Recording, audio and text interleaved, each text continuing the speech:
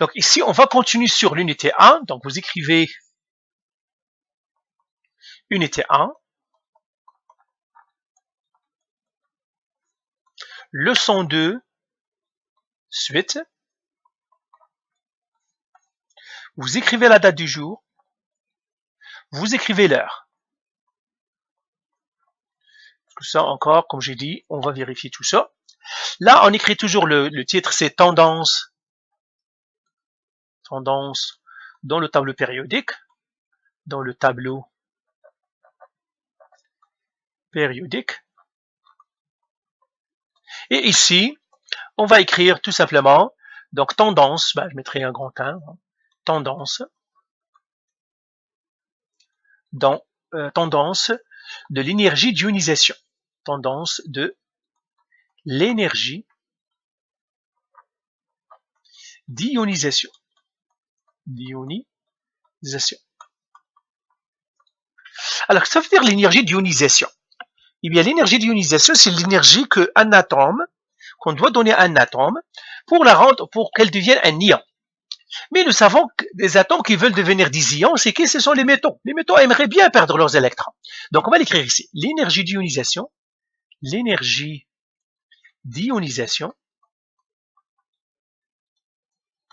l'énergie d'ionisation et l'énergie nécessaire pour arracher un électron de valence à un atome. C'est ça l'énergie d'ionisation. L'énergie d'ionisation, c'est combien d'énergie je dois donner pour arracher un électron à un atome. Alors, qui veut perdre c'est-à-dire des électrons? Par exemple, les métaux. Donc, prenons exemple.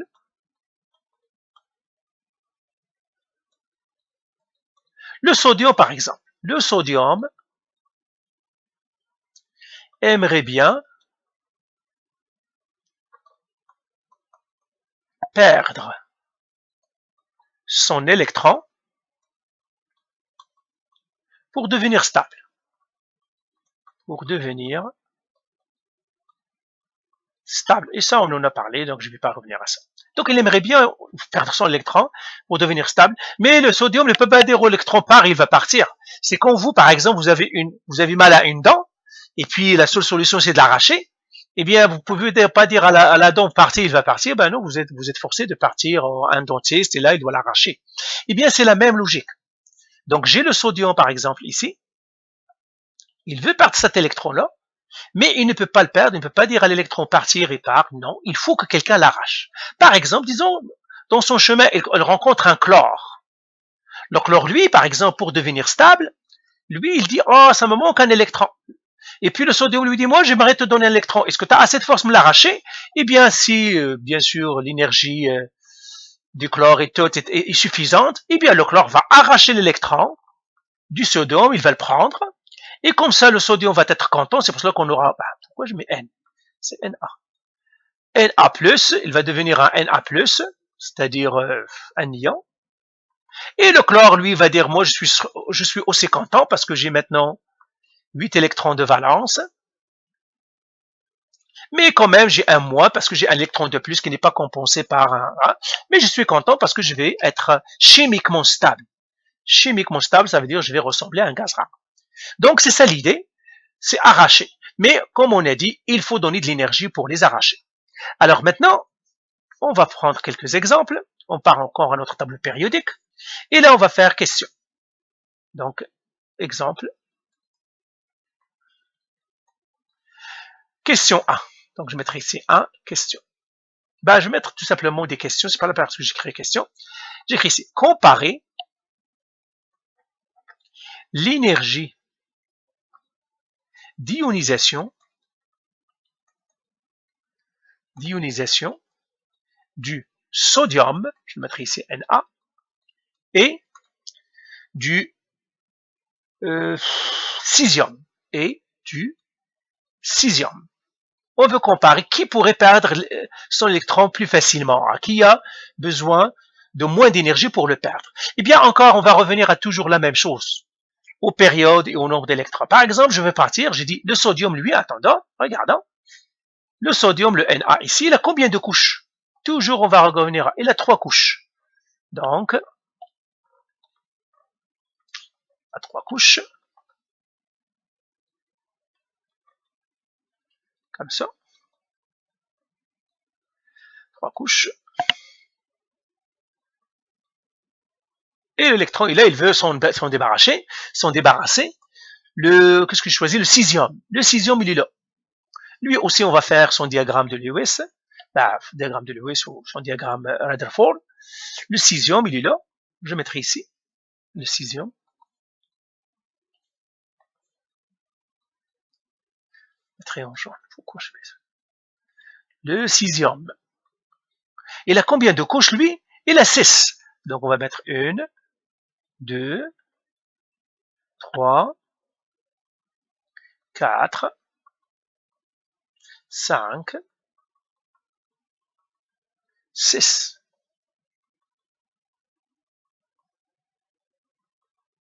Et l'électron est là. Alors là, on se demande, mais où est-ce qu'il y a le plus de force? Où est-ce qu'on doit mettre plus de force? Eh bien, encore, c'est la distance, c'est le rayon. Je regarde où est-ce qu'il y a le plus grand rayon. Ici, j'assis le rayon ici. Le rayon à lui, c'est lui ici. Qui est le plus grand rayon? C'est le cesium. Ça veut dire l'électron ici sont moins le noyau que l'électron ici. Donc l'électron ici sont plus de force. Pourquoi? Parce que le noyau, l'électron est proche du noyau. Du moment qu'il est proche du noyau, eh bien, on doit donner plus de force pour l'éloigner. Parce que quand même, qu'est-ce que ça veut dire énergie d'ionisation? Ça veut dire qu'on doit éloigner l'électron. C'est ça l'énergie d'ionisation. C'est éloigner l'électron. Celui qui va l'arracher, c'est l'éloigner. Donc, où est-ce qu'il y a plus de force? Là, le rayon est petit, ça veut dire qu'on doit faire plus de force pour éloigner l'électron. Là, le rayon est plus grand, donc on doit faire moins de force. Donc, plus le rayon est grand, plus la force qu'on doit mettre est petite. Et vous vous souvenez qu'on a dit que plus le rayon est grand, plus la force électrique est faible? Eh bien, c'est ça. Parce que le rayon ici est grand, ça veut dire la force ici électrique est plus faible que ici. Eh bien, on va l'écrire ici. L'énergie d'ionisation,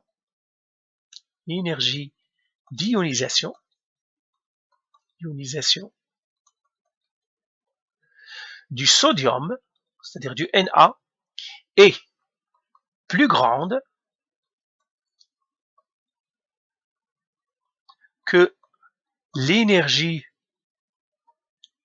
d'ionisation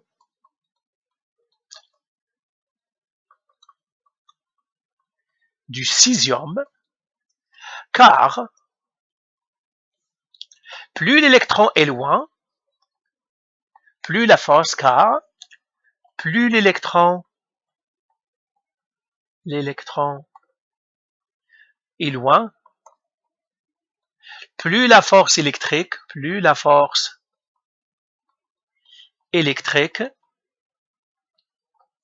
est faible, et plus l'énergie nécessaire pour éloigner l'électron est faible. Et plus l'énergie nécessaire pour arracher l'électron est faible. L'électron est faible. C'est ça. C'est pour cela, c'est parce que le rayon du cesium est plus grand que le rayon du sodium, plus grand que le rayon du sodium, du Na. Donc plus le rayon est grand, plus l'énergie d'ionisation est petite. Alors ça, je reviendrai encore à l'exemple de la dent. Ben ça, c'est par exemple votre bouche ou bien votre gencive. Et puis plus la dent est enfoncée, plus ça va être difficile d'arracher. Plus la dent n'est pas enfoncée, plus on pourrait l'arracher. Donc, plus la distance ici est petite, plus la distance ici est petite, plus la dent va être arrachée rapidement, plus la dent est enfoncée, plus la dent va être difficile à arracher. Donc, alors prenons un autre exemple. Encore une fois, comparer. Je ne vais pas écrire toute l'énergie. Alors, énergie d'ionisation, on va écrire EI. À partir de maintenant, j'écrirai EI pour énergie d'ionisation. Énergie d'ionisation. Ionisation. Alors, qu'est-ce que ça veut dire l'énergie d'ionisation? C'est l'énergie qu'on doit donner ou bien qu'on doit fournir pour arracher l'électron et transformer l'atome en un ion. Alors, maintenant, comparer l'énergie d'ionisation entre, je prendrai celui-là, le magnésium, et le bore, le B. Alors, même chose ici, je dis premièrement, je cherche qui est le plus grand rayon. Donc, au fond, quand on veut savoir qui est la plus grande énergie d'ionisation, on cherche le plus grand rayon. Donc, on va écrire ici raccourci, ou bien règle, pour trouver celui qui a le plus bas, c'est-à-dire pour comparer, ou bien pour trouver, pour comparer deux énergies d'ionisation, il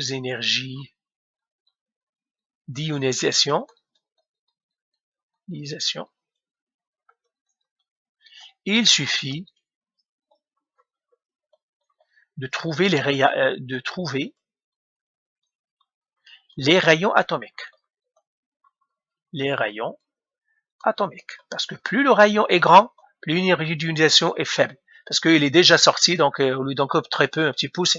Plus le rayon est petit, plus l'électron est enfoncé dans l'atome, plus ça va être difficile de sortir, et par suite, plus l'énergie d'ionisation est grande. Ok, alors là, on va comparer ce qu'on a dit. C'était quoi? J'ai oublié encore. Peut-être le calcium. Attendez, je vais revenir. D'où c'était quoi? Le magnésium et le bore. Ouais, on va prendre le magnésium et le bore. Donc je vais effacer maintenant. Magnésium et le bore. Magnésium et le bore. Alors, qui est le plus grand rayon? Je vais regarder le magnésium.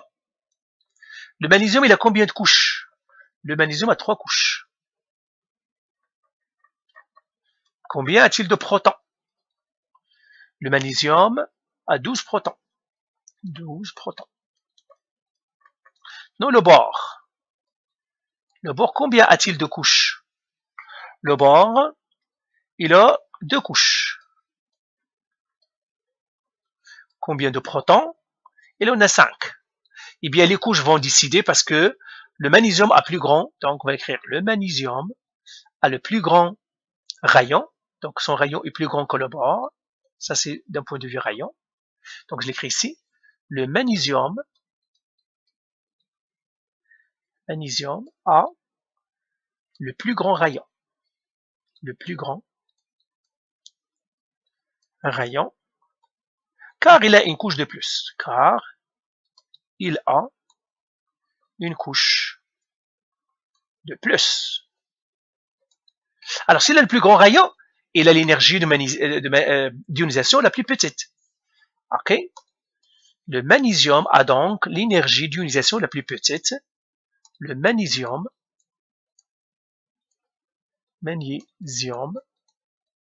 a donc l'énergie d'ionisation la plus petite.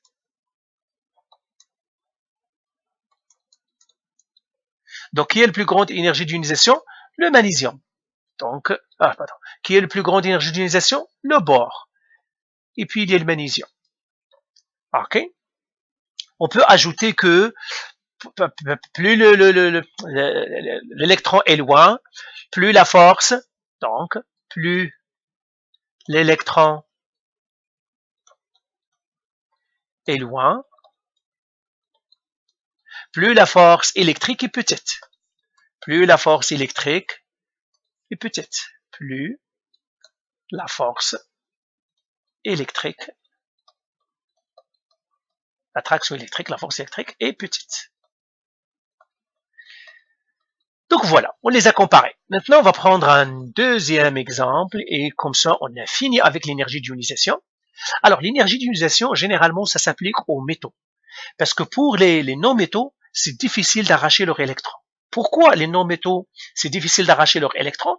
Parce que eux, ils acceptent les électrons. Ils n'aiment pas perdre des électrons. Ils aiment arracher, c'est-à-dire gagner des électrons. C'est pour cela que l'énergie d'ionisation toujours des métaux est plus petite que l'énergie d'ionisation des non-métaux. D'accord? Donc, on va l'écrire ici. On va faire un exemple. Après, on va conclure. Exemple, un autre exemple. Comparer l'énergie d'ionisation des atomes suivants. Les atomes suivants. Alors, quel atome on va choisir? On va choisir le calcium. Je choisirai le carbone, l'aluminium et peut-être le phosphore. Ok. Alors, là maintenant, on va les comparer. On va dire, mais qu'il y a généralement l'énergie d'ionisation, on doit les faire entre les métaux. Parce que comme j'ai dit, l'énergie d'ionisation, je vais prendre que des exemples avec des métaux, parce que généralement, c'est avec les métaux. Donc, je prendrai Na, je prendrai le calcium, je prendrai l'aluminium,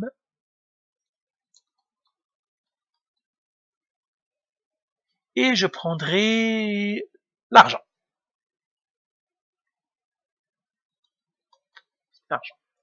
Alors, on applique les règles qu'on vient d'apprendre. Je prendrai chacun le Na maintenant. Le Na, il a combien de couches? Le Na, il a 3. Je ne sais pas pourquoi on prend toujours le Na. 3 couches. Mais combien de protons? Il a 11 protons. Le Ca, lui, le calcium, il a combien? Il a 4 couches.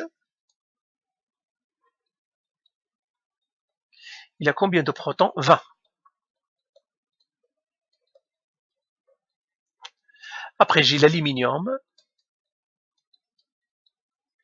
L'aluminium a 3 couches. Combien de protons? 13. Finalement, j'ai l'argent. L'argent a quoi? Le Ag. Il a 5 couches.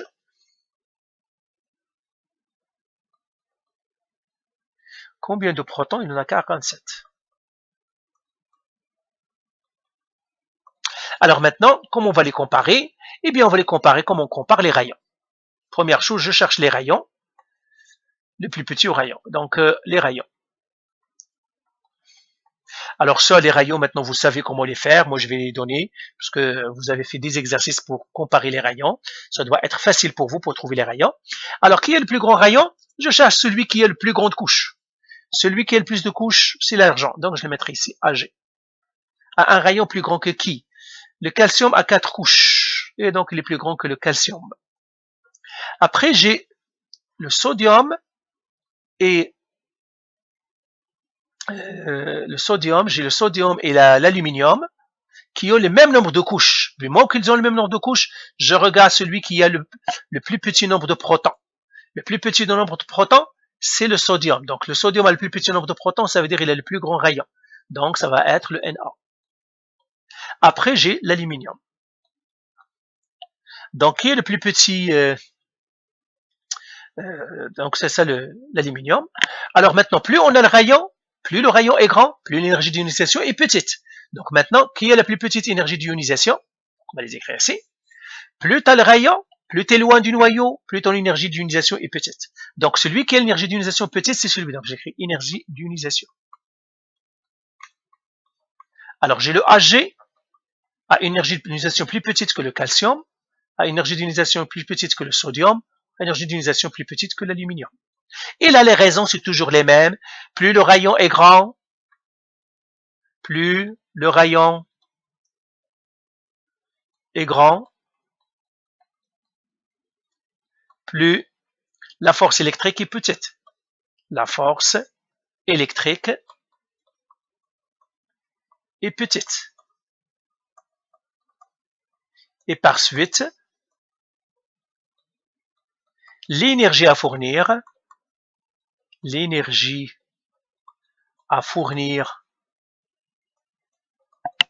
pour vaincre cette force,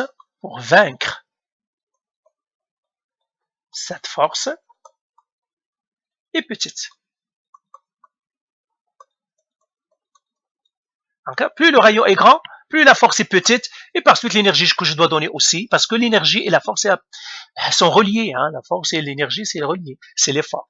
Donc voilà, on a fait l'énergie d'ionisation, mais comme je vous ai dit, l'énergie d'ionisation, généralement, c'est pour les métaux, parce que ce sont les métaux qui veulent perdre des électrons. Les non-métaux, eux, ils veulent en gagner. Hein? Donc si j'ai un non-métal et que je veux lui arracher des électrons, je dois donner beaucoup d'énergie. Ok? Alors, donc généralement l'énergie d'ionisation, comme j'ai dit. Alors, comment l'énergie d'ionisation fonctionne? Eh bien, elle fonctionne comme ça. C'est le contraire du rayon. Plus je monte, plus l'énergie d'ionisation est grande. Énergie d'ionisation grande. Plus je pars comme ça, plus l'énergie d'ionisation grande. Énergie d'ionisation grande. Si je le compare au rayon, eh bien, je vais le faire pour le fun, pour le comparer. Le rayon, on a dit, c'est comme ça. Rayon grand. Et ici, comme ça, rayon grand.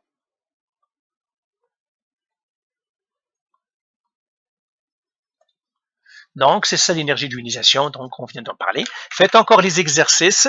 Maintenant, rien qu'en regardant le tableau périodique, vous devez savoir le rayon qui est l'atome qui est le plus grand rayon, quel atome a le plus d'énergie d'ionisation, c'est-à-dire là où c'est difficile de lui arracher des électrons.